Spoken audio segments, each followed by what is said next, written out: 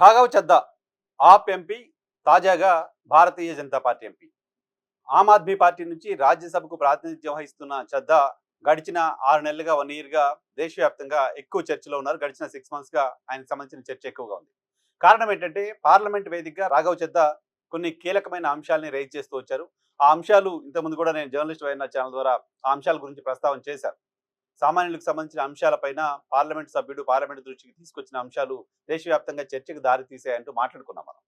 ఆయన ప్రధానంగా మాట్లాడిన మాటలు ఎయిర్‌పోర్ట్‌లో సాధారణ ప్రయాణికులకు ఎదురవుతున్న ఇబ్బందులు, అలాగే మొబైల్ రీచార్జ్ సందర్భంగా నెలలో 30 రోజులు అనేది ప్రతిదానికి సంబంధించిన బిల్‌గా ఉంటుంది. బట్ మొబైల్ రీచార్జ్‌లు మాత్రం 28 రోజులకి ఎందుకుంటున్నాయని, అంతేకాకుండా మొబైల్ రీచార్జ్ చేయకపోతే ఇన్‌కమింగ్ కాల్స్‌ని కూడా ఎందుకు కట్ చేస్తున్నారో అనే అంశానికి సంబంధించి, మహిళలకు సంబంధించి వాళ్ళకు అధికారాలు వస్తున్నప్పటికీ, పదవులు వస్తున్నప్పటికీ అధికారం మాత్రం వాళ్ళ కుటుంబ సభ్యులు, ఇతర పురుషుల చేతుల్లో ఉంటుంది తప్ప మహిళల చేతుల్లో ఉండట్లేదనే అంశానికి సంబంధించి, అలాగే శానిటరీ నాప్కిన్స్ అంశానికి సంబంధించి మహిళలు శానిటరీ నాప్కిన్స్ లేక అనేక ఇబ్బందులు ఎదుర్కొంటున్నారు ప్రధానంగా రూరల్ ప్రాంతాల్లో అని, ఇలా అనేక సామాన్యులకు సంబంధించిన అంశాలపైన రాఘవ్ చద్దా పార్లమెంట్ వేదికగా మాట్లాడుతూ వచ్చారు.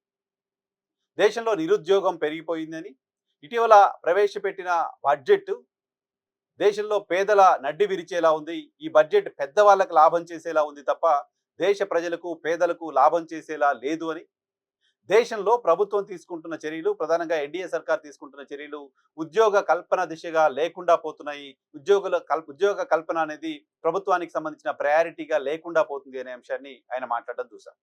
సో ఈ మొత్తం అంశాల్లో కేంద్ర ప్రభుత్వం తప్పులు చేస్తోంది. కేంద్ర ప్రభుత్వం చేస్తున్న తప్పుల కారణంగా సామాన్యులు ఇబ్బందులు పడుతున్నారు. కేంద్ర ప్రభుత్వం పెద్దలకు, పెద్ద పెద్ద వ్యాపారస్తులకు లాభం చేకూరుస్తోంది, సామాన్యులపైన భారం వేస్తోంది. ఆర్థిక వ్యవస్థని సరిగా మెయింటైన్ చేయలేకపోతుంది, దేశాన్ని అప్పుల పాలు చేస్తోంది, ఉద్యోగాలు కల్పించలేకపోతుంది, మహిళల ఆరోగ్యం గురించి పట్టించుకోలేకపోతుంది. ప్రతి సామాన్యుడు మొబైల్ వాడుతున్న ప్రతి సామాన్యుడిని కూడా టెలికాం కంపెనీలు దోచుకుంటుంటే చూసి చూడనట్లు ఉంటుంది.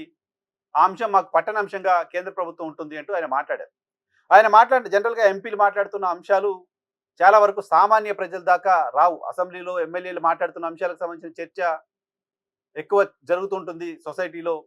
కానీ పార్లమెంట్లో ఎంపీలు చేస్తున్న చర్చకు సంబంధించి మొత్తం దేశవ్యాప్తంగా దాని గురించి మాట్లాడుకోవడం అనేది చాలా తక్కువ సందర్భాల్లో ఉంటుంది. ఆ పార్టీలకు సంబంధించిన ప్రధాన నాయకులు మాట్లాడిన స్పీచ్లు మాత్రమే పార్లమెంట్లో ఎక్కువగా హైలైట్ అవ్వడం మనం చూస్తూ ఉంటాం. ఆర్ఎల్స్ ఎవరైనా కాంట్రవర్సీగా మాట్లాడితే దానికి సంబంధించిన చర్చ చూస్తూ ఉంటాం.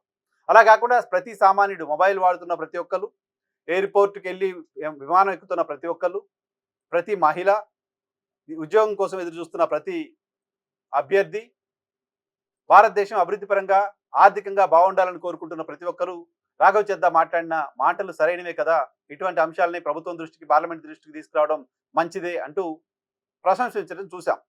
సో ఈ మొత్తం ఆయన మాట్లాడిన అంశాలన్నీ కూడా కేంద్ర ప్రభుత్వం చేస్తోంది తప్పు అని చెప్పడమే ఉద్దేశంగా కనపడ్డాయి. ఈ మొత్తం ఆయన మాట్లాడిన అంశాలన్నీ కూడా కేంద్ర ప్రభుత్వం సరైన దిశలో వెళ్ళట్లేదు అని చెప్పడమే కనిపించింది.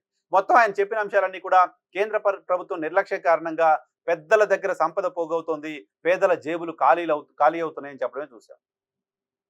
సో దేశవ్యాప్తంగా ఆయన మాట్లాడిన మాటలకు మద్దతు వచ్చి ఆయనకు ప్రశంసలు వస్తున్న సందర్భంగా రాఘవ్ చద్దా సడన్ గా ఆమ్ ఆద్మీ పార్టీ నుంచి మరొక 6గురిని కలుపుకొని 7గురితో కలిసి భారతీయ జనతా పార్టీలో చేరారు.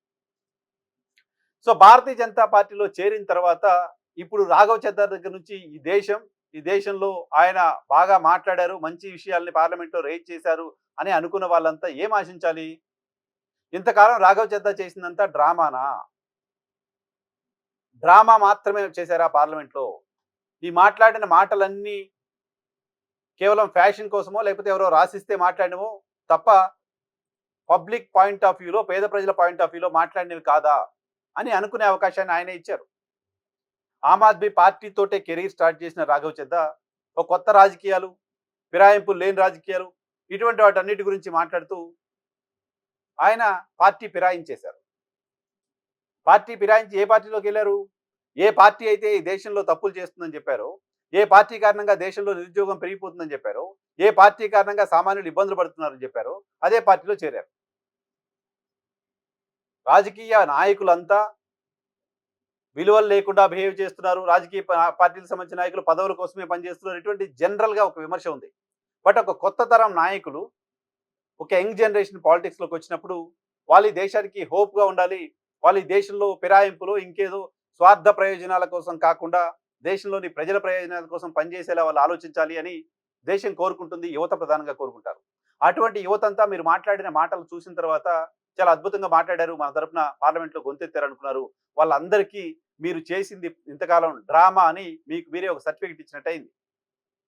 నేను డ్రామా చేశాను, నేను సగటు పొలిటీషియన్నే, నాకు పదవులే ముఖ్యం, నేను ఏ పార్టీలో ఉంటే ఆ పార్టీ మాట మాట్లాడతాను, నాకు సామాన్యులో ఇంకెవరో ఇంకెవరో ముఖ్యం కాదు, నా పదవి ముఖ్యం అని రాఘవ్ చెద్దా చెప్పినట్లయింది. రాఘవ్ చెద్దా ఎంతకాలం చేసింది పేదల పక్షాన పోరాటం కాదు, ఆయన పార్లమెంట్ వేదికగా ఒక డ్రామాని ఆసక్తికరంగా రక్తి కట్టించి దాన్ని చూపి భారతీయ జనతా పార్టీలో బెర్త్ కన్ఫర్మ్ చేసుకున్నారు. భారతీయ జనతా పార్టీలో ఆయన కర్చీఫ్ వేసుకొని అక్కడ తన రాజకీయ జీవితాన్ని ముందుకు తీసుకెళ్ళాలి అని అనుకుంటున్నారు. సో భవిష్యత్తులో ఆయన రాజకీయాల్లో ఎటువంటి స్థాయికి వెళ్తారో తెలియదు కానీ ఇప్పటివరకు మాట్లాడిన మాటలకు సంబంధించి భారతీయ జనతా పార్టీ చేసిన పనులేంటి, మీరు రేజ్ చేసిన ప్రశ్నలను భారతీయ జనతా పార్టీ ఎలా తీసుకుంది, వేటిని పరిష్కారం చేసిందో కనీసం దేశ ప్రజలకు చెప్తే కాస్తైనా గౌరవం మిగిలి ఉంటుంది.